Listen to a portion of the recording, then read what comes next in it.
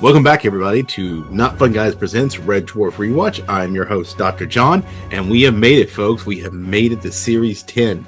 It's coming up, folks. The end is nigh, as sad as it might be, but we have reached Series 10. Last time, we covered all of Back to Earth Series 9 in one go. I actually went out and rewatched Blade Runner because of the heavy references in there. So Series 10, that was 2009. Series 10, we have returned to the first full series since 1999. So we've gone ahead 13 years, basically. So basically, we're coming in here in October 2012. We had for 6 episodes written by Doug Naylor, filmed with a live audience. It was released on DVD and Blu-ray on the 19th of November 2012. All the original cast members are from Back to Earth reprised their role. So this is great news. Something to really get into, and we're going to change up how we do some of the episodes going forward, so you'll start seeing that a little bit, but let's get into it. So here we are, episode 1, Trojan, directed and written by Doug Naylor. He'll take over the duties for all parts now, and this was released on the 4th of October 2012. As I said, we have jumped ahead about 3 years. We do have some guest stars, not counting the robot QVC, but we do get Mark Dexter, who we will see as Howard Rimmer, and Susan Earle as Sim Crawford. Let's get into it. So, like in Back to Earth, everyone, we've got our own title cards, and one of the things that I love so much is, and I don't know if what this has anything to do with the Back to Earth budget or anything, but I am so happy that we actually we've gone back to real sets. I love it. Not that I was totally against the CGI stuff, but it made it feel uncanny. But we enter on Lister watching something. When the cat comes in, he's watching pig racing. And he also found this stupid but true book, and Peterson's quarters was the cat takes to. Apparently, we find out that Rimmer, off in another set part of the ship, is still revising. He's determined to become an officer by taking his Astro-Nav. Crichton tries to suggest that this could be an issue. 9 times failure has a way of wearing people down, but Rimmer tells him he expects to fail. He has a letter with his results that comes in. So there's this whole thing that he's trying to adopt this opposite mindset. And when the letter is open, apparently he's been taking some self-help advice. When he opens the letter, he's failed again. And he starts to get furious anyway. He goes kind of ape. Back with Kat and Lister, we find them. They've stumbled upon what looks like an All-Droid QVC channel. They're convinced by them that they need this coffee stirrer. And then they call and they get put on hold, which is like the running gag for Lister throughout the whole episode. And the cat is obsessed with it too, because he's like, I'm in on this. Crichton comes to tell them that they found a derelict. They're going to go investor. Lister's still on hold. It turns out that the ship they find is some sort of Space Corps super ship. Rimmer talks about how his brothers aim to serve on ships like these. They're kind of the elite of Space Corps. Rimmer wants to be one of those Space Force snobs, as Lister demeans them. So he wants to be part of that pricky culture, to Todd Hunter, as he would have called it. Well, Lister just does not give a rat's, which is a throwback to their very old dynamic, which I appreciate. The cat talks about, this ship is so much better, maybe we should switch, and Crichton tells him it's not flight worthy. This is when we also learn that it's called the Trojan. Rimmer goes to sit in the captain's chair, and he's really jealous of all the buttons. He's also mad about not advancing when he starts to get this sort of weird shock glitch stuff starts happening to him. We're not sure what it is yet. But meanwhile, Lister and Kat go to start exploring the ship. It's light years ahead of Red Dwarf. Rimmer finds this quantum rod that allows the ship to jump in space and time. Like I said, space-time distracting. You start hearing a distress call from another ship, the Columbus 3. Rimmer tries to answer in an impressive way. It's a mayday. They need rescue. And the problem is he's trying to answer back to them. He's accidentally not hit the comms button, but the sinking button to lower his chair. But it turns out the mayday is being sent by the ship's hologram, Howard Rimmer. It's one of his brothers. Rimmer is embarrassed. He wants to take his Astro-Navigation test as quickly as possible so he can be on equal footing with his brother.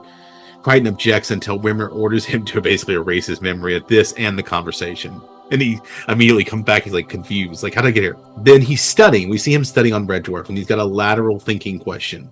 And earlier on in the episode, when they were talking about that book, the Stupid But True book, there was a study about the Swedish car crash rate caused by mooses.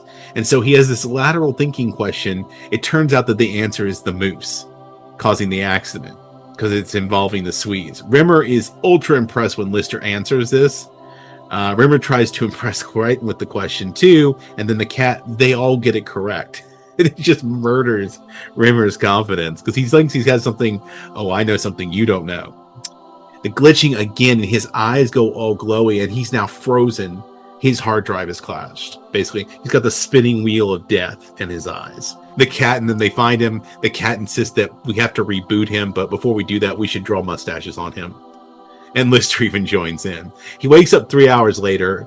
His face has been clean. In fact, apparently that's one of the reasons why he was out for 3 days. But they've basically gone through the built-up malware in his system, and apparently they've removed all his past resentments that he has literally filled himself up with.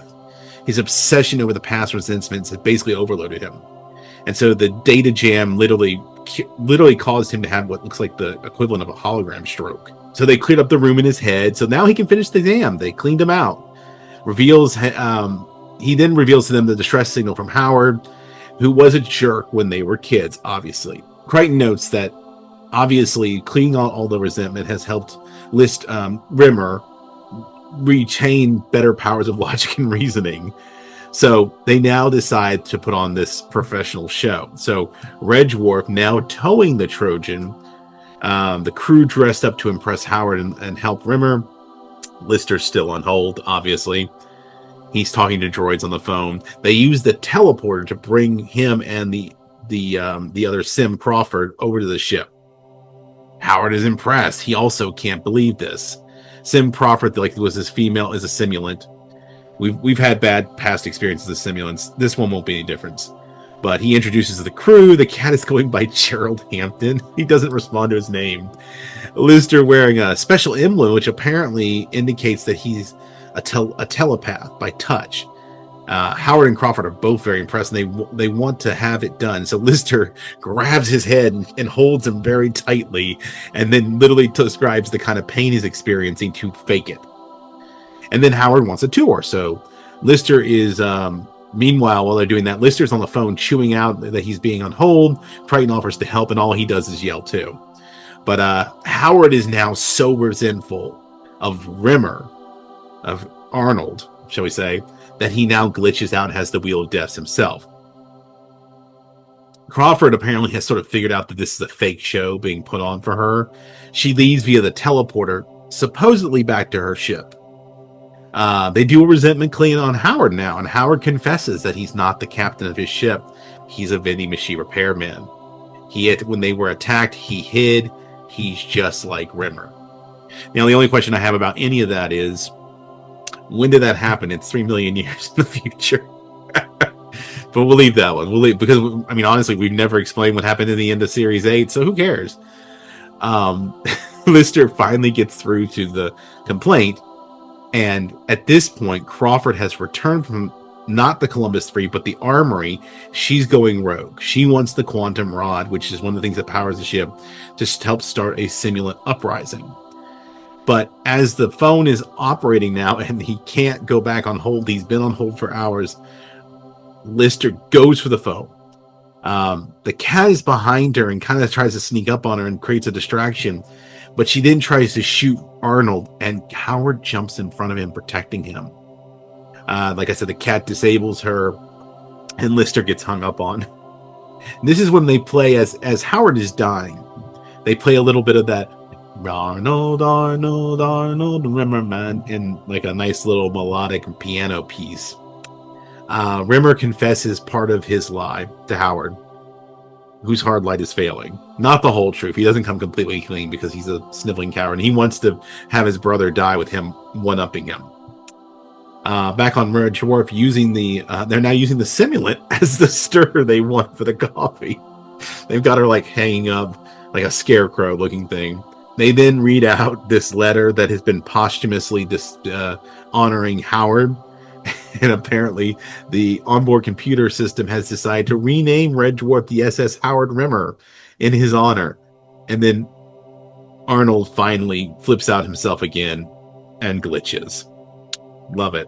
What I love most about this episode, I have to honestly say, is I feel like we're getting back to some roots here, some old school, just the four of them. So we're talking like season 6, season 5, season 4 kind of vibes, which I really appreciate. So it's a nice turn of regaining our momentum, getting back to that fundamentals. But next time, we will have fathers and sons. So please like, subscribe, share. Let me know what you think of the new format. We're trying to mix things up here a little bit, but you can tell me that in many ways. One of the ways you can do is write us. You can comment on our social medias in the description below. You can also write us at our email below or in the ticker right now, notfunnyguys.offthereels@gmail.com. Write us, tell us as we approach the end of Red Dwarf. I've said this before. We're probably going to, I'm very heavily, we're going to break some things up. I'd rather than go on to just another Anglophile show like Blackadder, which we will be doing, we're going to probably swing over and do the 4 seasons of news radio, just so we can see Joe Rogan when he was still funny.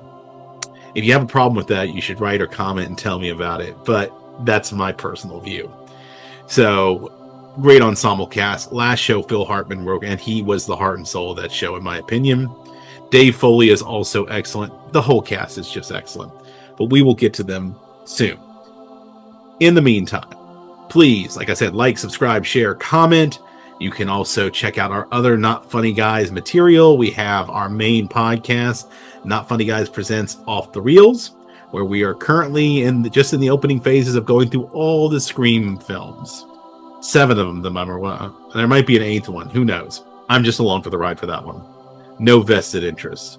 If that's not your cup of tea, you can always check out Not Funny Guys Presents Wrestling with the Horror of It All, where my Not Funny co-hosts Casey and Eric talk about wrestling and horror films, which this whole Scream thing is part of a offshoot of that.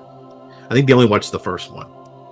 And then, if that's not your cup of tea, you can always check out Not Funny Guys Presents Thinking About Thinking. We are back for season 2, myself and our Not Funny gal, Dr. Kristen, where we're trying to talk about things we are thinking about, and I am desperately trying to search for topics that aren't depressing. The world is what it is, so trying is the operable word there. But we talk about culture, AI, all kinds of stuff, academics, writing, the lot there. So if that's something that interests you, come check that out. We trade off episodes. I've even admitted myself that I sometimes like while listening back to Dr. Kristen's episodes, because she is more positive-minded than I am. So there's that. Otherwise, in the meantime, don't be a smeghead. Keep it not funny, and I'll see you next time.